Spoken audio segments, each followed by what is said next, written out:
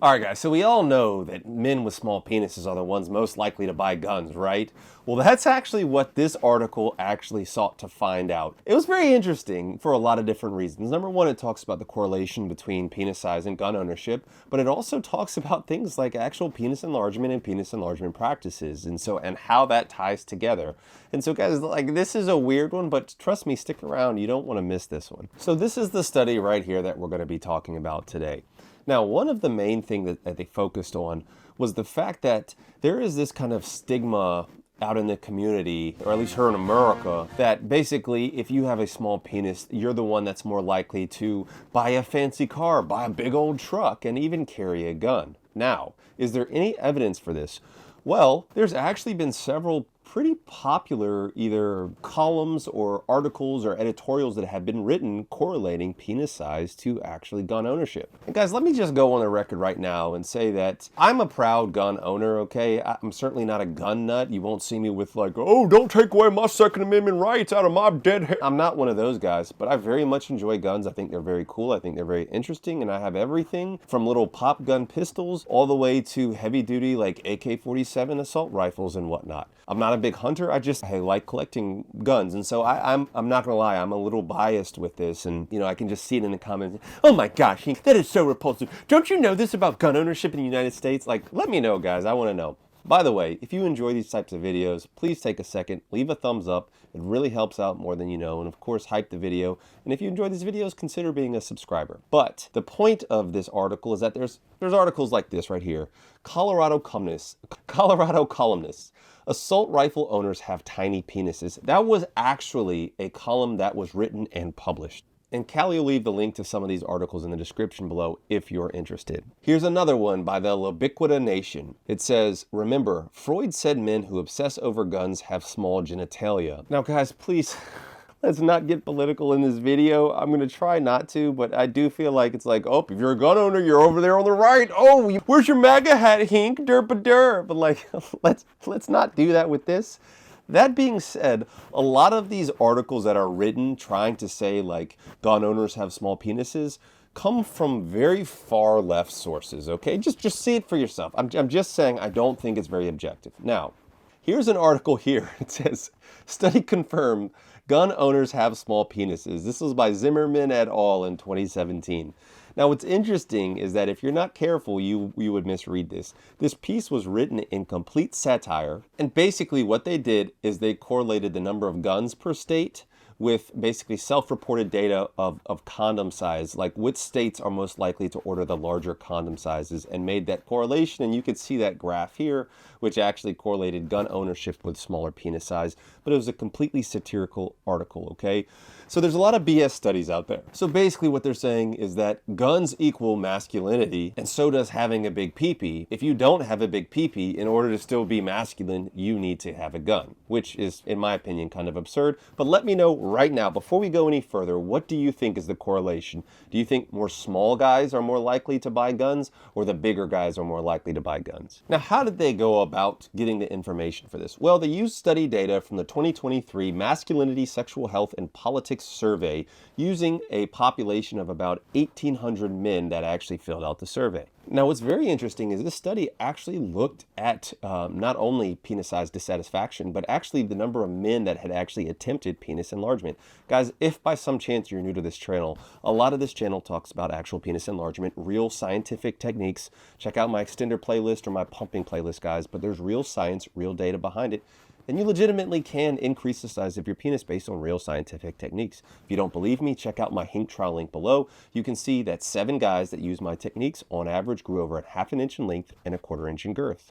And if you're interested in learning how to get bigger in the most science-based and research-based ways, consider checking out my enlargement course. But you can see here in this excerpt that they said to assess experiences with penis enlargement, respondents were asked to indicate whether they'd ever used any methods for penis enlargement, such as pumps, weights, stretching, exercises, creams, or surgery. Okay, so they actually went pretty in depth with this study. Now guys, what did they find in this study? Well, personally, in no surprise to me, they found that actually the men who reported the most dissatisfaction with their penis/penis size were actually the ones least likely to buy guns. And you can see that in these graphs here. If you look on the y-axis, it's probability of any gun ownership. And if you look on the x-axis, it's penis size dissatisfaction. So the more dissatisfaction there was, the less likely there was a probability to own a gun. And that's demonstrated in the probability of gun ownership in general. Then in the next graph, you can see the probability of military style, like assault rifle, same trend. And once again, with predicted gun ownership, you were far more likely to own a gun if you are actually pretty satisfied with the size of your meat. Take that, you liberals. No, I'm just kidding, guys. I'm just kidding. Oh my God, I can see the comment section now. Now, the one thing that was pretty interesting on any of these graphs, if you look at them, that actually the older population, so especially the 60+ population, it was actually more linear, meaning it really didn't matter your penis size dissatisfaction. You were still just as likely to own a gun. So it really didn't matter that much. Now, when it came to actual penile enlargement, there was actually no correlation between the men that own guns and the ones that do PE. I was actually joking with my guy Ben from Male Hanger, because we are both kind of, I wouldn't say I'm necessarily an enthusiast, but we both like guns and we talk about guns and stuff. And so I sent him this study and we both just had a pretty good laugh about it. Because if you didn't know, Ben is packing, and I'm certainly not small myself. So what are some of the theories? Well, there's a couple of pretty interesting theories. Is that number one is there's the testosterone factor. That basically the higher your testosterone, there's an association between higher test levels, especially in development, as well as higher penis size.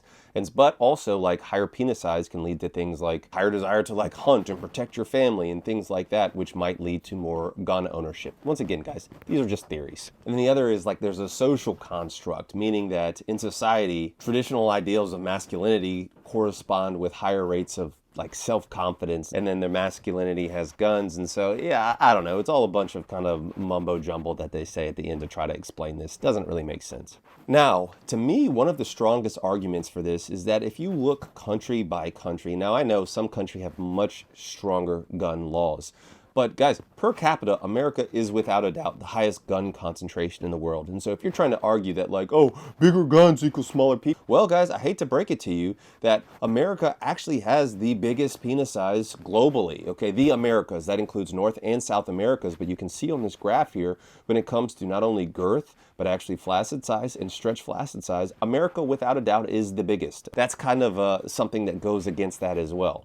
Because really, if gun ownership correlated with small peepees, then maybe it would mean Americans were smaller. But, whatever. I know that's not a perfect example, guys. That's not a fair example. And so one thing that they actually came up with is actually only 7% of men actually reported using penile enlargement.